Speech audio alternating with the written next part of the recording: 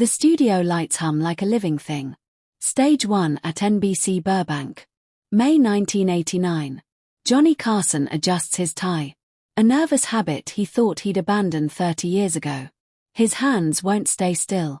Behind the curtain, he hears the audience settling. That familiar rustle of expectation. But tonight feels different. Heavier. Ed McMahon leans close, his voice dropping to a whisper. "You okay, Johnny?" Carson doesn't answer. His eyes stay fixed on the backstage monitor showing Lucille Ball in the green room. She's 77 now, silver hair catching the fluorescent light. Her hands cradle something in her lap. A cream-colored envelope worn at the edges. "Ladies and gentlemen." Doc Severson's trumpet punctuates the announcement. "Miss Lucille Ball." The audience erupts. 3,000 shows. 10,000 guests. Carson's seen every kind of entrance. But when Lucy steps through that curtain, his breath catches. She moves slowly. Not the Lucy Ricardo Pratt Falls. Not the firecracker energy that built an empire. This is something else. Her navy dress is elegant, understated. Her smile carries weight. Carson stands. He always stands for her. Their embrace lasts 3 seconds longer than usual. The audience feels it. That shift, that unspoken thing between two people who've survived Hollywood's machinery and somehow stayed human. "Hi, Johnny," she says, her voice softer than her public persona ever allowed. "Lucy," he guides her to the guest chair, his hand lingering on her elbow.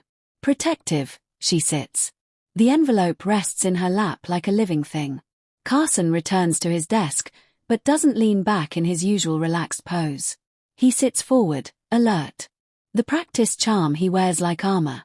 The quick wit, the perfectly timed eyebrow raise. It's all stripped away. The camera pushes in slowly. Lucy's fingers trace the envelope's edge. Back and forth, back and forth. The audience falls silent without being told. Something is about to break open.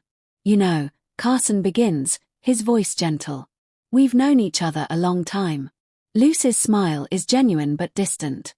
1955, your first year in New York. I was doing a guest spot and you were this skinny kid who couldn't stop sweating through his shirt. I was terrified of you, smart man.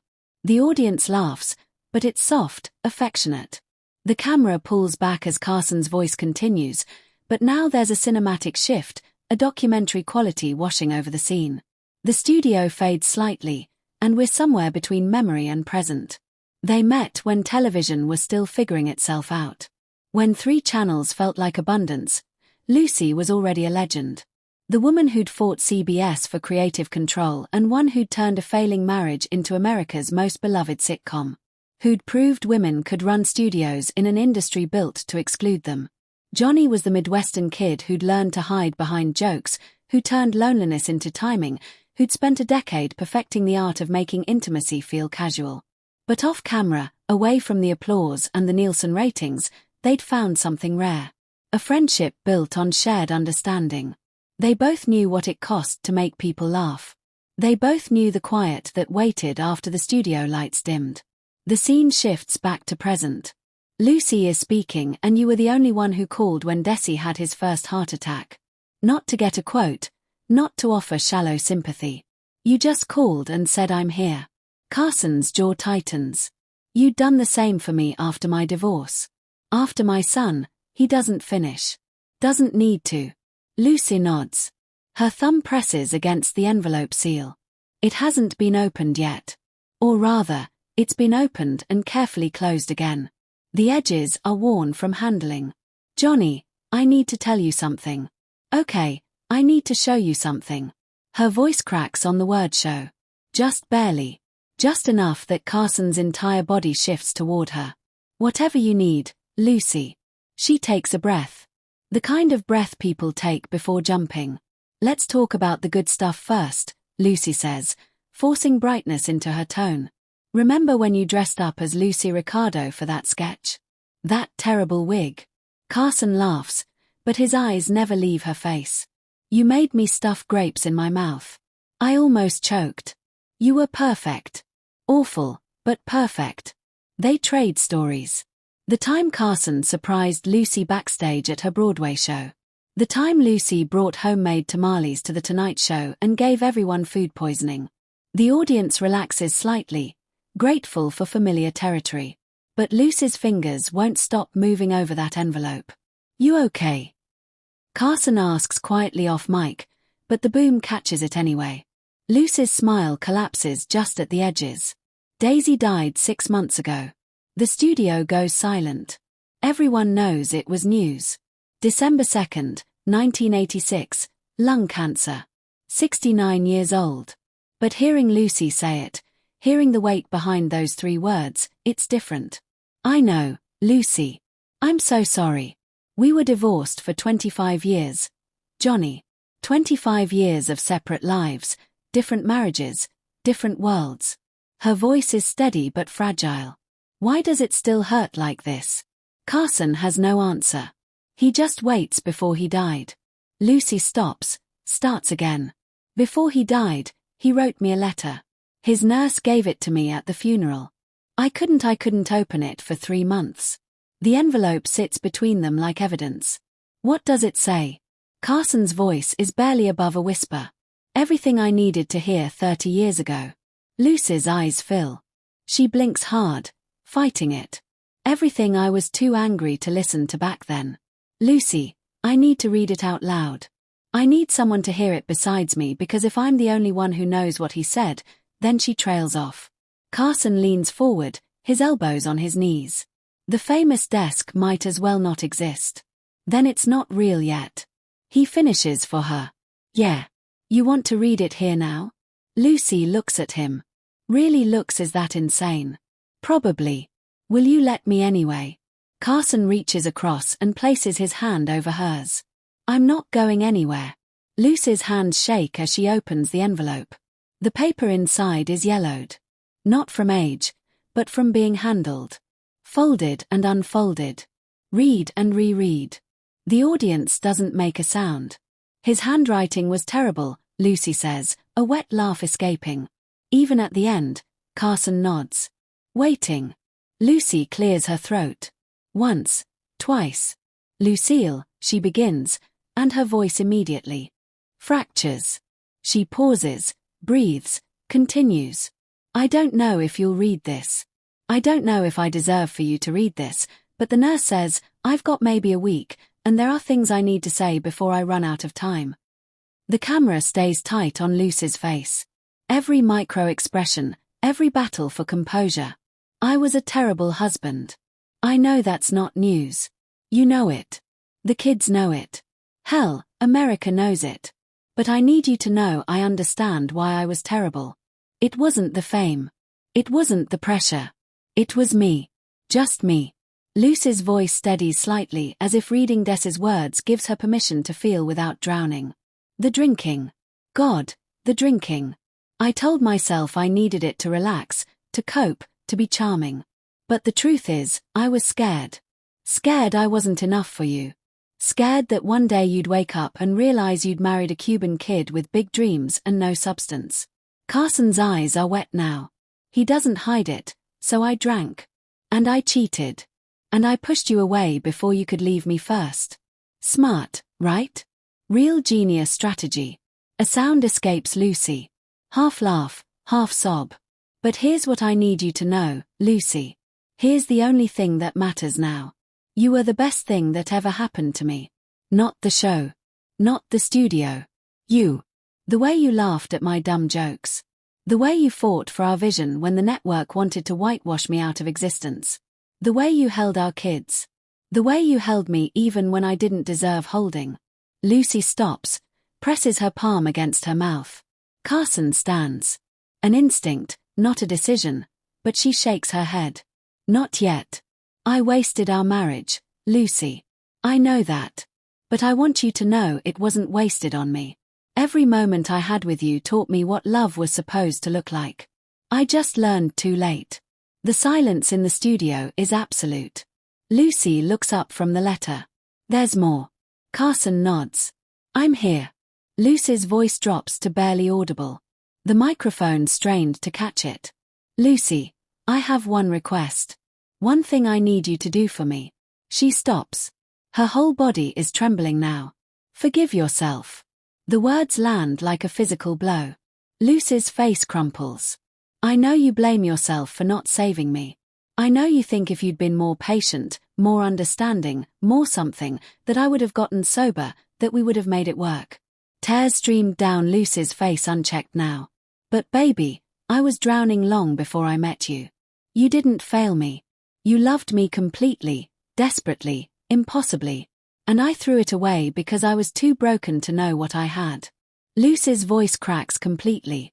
So, please stop carrying my failures. They were mine. Only mine. She can barely get the next words out. Thank you for our children. Thank you for our life. Thank you for making an immigrant kid from Santiago feel like he belonged somewhere. Lucy's shoulders shake. She's openly weeping now, the famous composure completely gone. And Lucy, tell Johnny. Her voice breaks entirely. She looks up at Carson and the devastation in her eyes is unbearable. Tell Johnny Carson to take care of you when I'm gone. Tell him you deserve someone who knows how rare you are. Tell him she can't continue. The letter falls into her lap. Carson is around the desk before anyone registers movement. He pulls Lucy from her chair into an embrace that's not performative, not for cameras. This is human raw.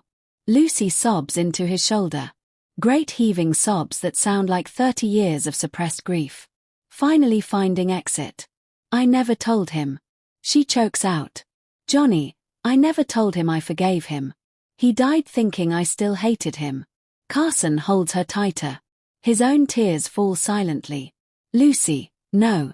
I was still so angry even at the funeral. Even when they lowered him into the ground. And now her voice splinters. Now I can't tell him. I can't tell him it's okay. I can't tell him I understand. I can't, Lucy. Carson pulls back just enough to look at her. His hands frame her face. He knew. I promise you, he knew. How? How could he know? Because he knew you. Because 30 years of love doesn't disappear because of divorce papers. Because Carson's voice breaks. Because forgiveness doesn't always need words. Lucy. Sometimes it's showing up. It's answering his calls. It's letting your kids spend summers with him. It's not enough. Lucy whispers. It was everything. They stand there, two icons stripped of pretense, just two people holding each other through unbearable loss. The audience is frozen. Several people openly cry. The camera pulls back slowly, giving them space even while recording. After what feels like hours but is only minutes, Lucy straightens. She wipes her eyes with the back of her hand. Graceless reel. She picks up the letter from where it fell. There's one more line, she says, her voice wrecked but steady. Carson nods. Lucy reads. P.S. I hope when you get to wherever I'm going, you'll save me a dance. I promise I'll stay sober for it. I love you, Lucy. I always did. Dissy. The silence that follows isn't empty. It's full of everything words can't hold. Lucy carefully folds the letter, slides it back into the envelope, holds it against her chest. Thank you, she whispers to Carson, to Desessi, to the universe. They don't return to their seats immediately. Carson hands Lucy his handkerchief, monogrammed, absurdly formal. She laughs through her tears. You actually carry these. My mother insisted. Said, you never know when someone might need it. Smart woman. She liked you better than me. Lucy dabs at her eyes, careful of makeup that's already ruined. They sit back down, but the interview doesn't resume in any traditional sense. This isn't performance anymore. Can I ask you something? Carson says, anything? Why now? Why share this here? Lucy looks at the envelope in her lap, then at the camera, then back to Carson. Because I've spent 6 months carrying this alone, and it's killing me. Her voice is steady now. Clear. I've been calling people Johnny, old friends, people I fought with, people I hurt. I've been saying the things I never said before. What made you start? Reading this letter made me realize she stops, collects herself. We wait. We think we have time. We think tomorrow or next month or next year we'll say the important things, But DC ran out of time and he had to write it down because he couldn't say it to my face. Carson nods slowly. I don't want that. Lucy continues. I don't want people I love finding out how I felt about them after I'm gone. I want them to know now while I can still see their faces, while it still matters. She turns to the camera, to the millions watching. So, if you're watching this and there's someone you need to talk to, do it. Today, tonight. Don't wait for the perfect moment because there isn't one. Don't wait until you're less angry or less scared or less proud. Her voice strengthens. Call them. Write them, show up at their door. Tell them you're sorry. Tell them you love them. Tell them they mattered. Because the worst thing, the absolute worst thing isn't saying the wrong thing. It's saying nothing at all and running out of time. Carson is quiet for a long moment. Then you're right. I'm always right. Johnny. You should know that by now. It's a joke, but there's steel underneath. Truth underneath. Carson smiles, genuine and sad and grateful all at once. I've got some calls to make. Yeah, Lucy says softly. Me, too. The camera pulls back now. Cinematic sweeping. The studio lights soften. We see Carson and Lucy in a wider frame.